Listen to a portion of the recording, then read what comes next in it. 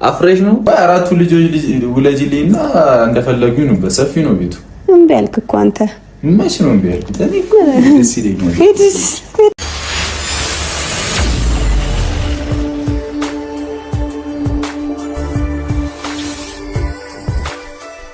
ሀይሚ ቅመም እንግዲህ ዛሬ እምር ድምቅ ብላ ነው የመጣችውና ብሩክ እንግዲህ ዛሬ ፍቅር እያጫወተው ነበረ። እንዲሁም ብሩክ ከጓደኞቹ ጋር ፏ ዝንጥ ብሎ ነው የመጣ።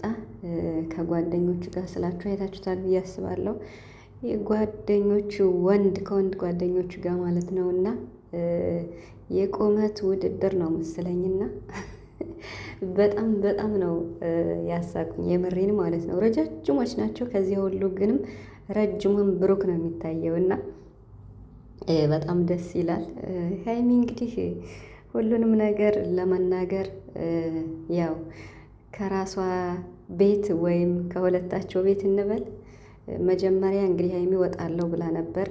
ብሩክ አትወጭም ማለት አሁን ደግሞ እሱን ውጣ እያለችው ትገኛለች። ምንም ይሁን ምን ግን አሁን ላይ እንግዲህ ቀስ እያሉ በፍቅር እየመጡ ነው ማለት ነው። እና እኛም የምንፈልገው ይሄን ነው። እውነት ለመናገር ማለት በቃ ምንም የፈለገ ስራም ቢሆን ድራማም ቢሆን በፍቅር እኮ ቢሰሩ ደስ ይላል። ግን እነሱን የሚያጋጫቸውን የሚያጣላቸውን እኔ እንጃ።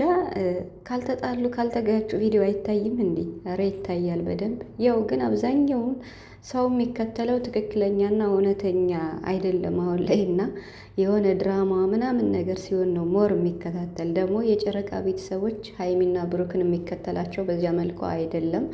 በጣም ነው የሚወዳቸው ኦዲየንስ አለ፣ የሚያከብራቸው ኦዲየንስ አለ። ላይቭ ላይ ሲገቡ እንኳን በቃ ጌም ሲጫወቱ እንኳን እነ ቡራ አንድ ቀንም ተሸንፈ አያውቁምና አሸናፊ ናቸው ከሀይሚ ጋር ማለት ነው። ስለዚህ የጨረቃ ፋሚሊ ስለሚወዳቸው ስለሚያከብራቸው በሚችለው አቅም ያግዛቸዋል ማለት ነው። ያም ሆነ ይህ አሁን በዙሪያቸው ያሉት ጓደኞች የሚሰሩት ቪዲዮ እኔ ምንም አልገባኝም፣ ምንም አልተመቸኝም እና ብቻ ግን ይሄን ነገር ማስተካከል ያለባቸው ምንም እንኳን የመረረ ጠብም እንኳን ባይኖር ሁለታቸው ብቻ ናቸው። ሲጀመር ሁለታቸው ብቻ ከሆነ ቪዲዮ የሚሰሩ ጠብ እንኳን ቢኖር በመሃል በቃ በሁለታቸው መሃል ተጋጩም ተፋጩም 2 ቀን እንኳን ቢጋጩ በሶስተኛ ቀኑ ይታረቃሉ ማለት ነው። በመሃል ሶስተኛ ወገን ሲገባ ግን የተለየ ሀሳብ ስለሚሰጥ ነገሩ እየሰፋ ይሄው ከ1 ወር በላይ ሆናቸው ማለት ነው። እና በተለይ ነጋሽዬን እነሙሽዬን በጣም አስቸግረዋል በጣም ማለት ነው። እና እንግዲህ ቡራ የስኬት ባለቤት እየሆነ ነው ማለት ነው። ማለት ቡታጅራ ዩቱበሮች ላይ ካያችሁ እንግዲህ በጣም ጎበዝ አስተዋይ፣ የለፋበትን ጠብ ያደረጋትን የላቡን ገንዘብ እንግዲህ ቁም ነገር ላይ እያዋለ ይገኛል። በተግባር እያሳየ ይገኛል። ያ ማለት ደግሞ ወጥሮ መስራቱን ነው የሚያስመሰክርና ሀይሚም እንዲሁ ማለት ነው አብረው። ስለዚህ አሁንም ቢሆን ሀይሚ ብሩክ እያደረገ ያለው ነገር እልክ ነው እንጂ ከአንቺ የተለየ ምንም ነገር አድርጎ አይደለም። ምንም ጥፋትም እንኳን ቢያጣፋ ግን ከአንቺ ተደብቆ ምንም ነገር እንደማያደርግ አንቺም ታውቂያለሽ ሀይሚ። ግን ደግሞ እንግዲህ እዩ ደረቅን ስለሆነች ጥግ ድረስ ፈትናሻለች፣ አሳምናሻለች።